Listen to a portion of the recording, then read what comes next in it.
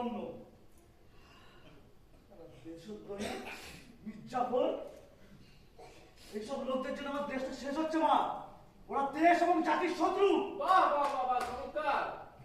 খবরদার, তুমি নিশ্চয়ই এখন তোমার ওই আগের পার্টি ছেড়ে দিয়ে হিন্দু গৌরব সমিতির নমিনেশন নিয়ে ইলেকশনে দাঁড়াচ্ছ। অ্যাকচুয়াল মামলা আসছে। কৈলাস, অত উত্তেজিত হতে নেই। মনে রাখো তোমার ছোট ভাই। আরে বুদ্ধি শুদ্ধি একটু কম, না হয় একটু অবাঞ্ছিকতা বলেই ফেলেছি। তা বলে ওখানেও তো তিরস্কার করতে নেই। যতই হোক ও তো হিন্দু। না বাবাজি, আমি হিন্দু নই। হিন্দু নও? কি সর্বনাশ! না, আমি হিন্দু নই।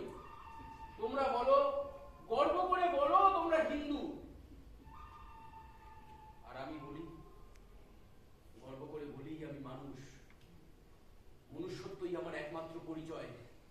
সবার উপরে মানুষ সত্য, তাহার উপরে নাই। তোর থেকে আমরা কোনো জ্ঞান শুনতে আসিনি। আর মা, তুমি এখন চুপচাপ দাঁড়িয়ে থাকবে। বাবাজি স্পষ্ট নির্দেশ সত্ত্বেও তুমি জুবিন শেখকে বের করে দেবে না?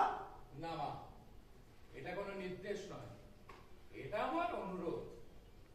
আমার সুধা মা খুবই বুদ্ধিমতী, তিনি আমাদের কথাটা ঠিক বুঝবেন। আজকের দিনে কোন বিধর্মীদের ওপর দয়া দাক্ষিণ্য দেখানো চলে না, সেটা আমার মা খুব ভালো করেই জানেন। শুনুন মাসিমা, মুসলমানরা না অত্যাচারী বর্বর, আর মুসলমানরা বিদেশি। আরে বিদেশি চর্চার আমরা কিছুতেই এদেশে থাকতে দেবো না। মুসলমানরা বিদেশি হয় কি করে? শতকরা 99 জন মুসলমানই এদেশের মানুষ। তারা ছিল নিম্ন বর্ণের হিন্দু। উঁচু জাতের অত্যাচারে মুসলমান হয়েছে। এই তুই একটা কথা বলবি না? তোর সঙ্গে কথা বলতে এখানে আমরা আসিনি। শোনো মা, মুসলমানরা এত অত্যাচারী ছিল, ওরা এককালে এত হিন্দু মেরেছে, ওই নিয়তে হিন্দুদের গলার ওইটার ওজন ছিল 74.5 মন মা। মা, তুমি তারপরে ওই জুবিন শেখকে তোমার জীবনবাজারে ছুটে দিতে চাও মা? কৈলাস, কৈলাস, ও তো বেচারা নিজেই পেট বইরা খাইতে পারে না দুবেলা। ও কি হিন্দু মারছে? কিন্তু মা, ওর শরীরেও যে সেই একই রক্ত বইছে, সেই মুসলমানের রক্ত। যে মুসলমানরা একদিন হিন্দুদের উপর অত্যাচার করেছিল, শয় শয় হিন্দু মন্দির ভেঙেছিল। মুসলমানরা যেমন হিন্দুদের উপর অত্যাচার করেছিল, তেমনি হিন্দুরা মুসলমানদের উপর অত্যাচার করেছিল।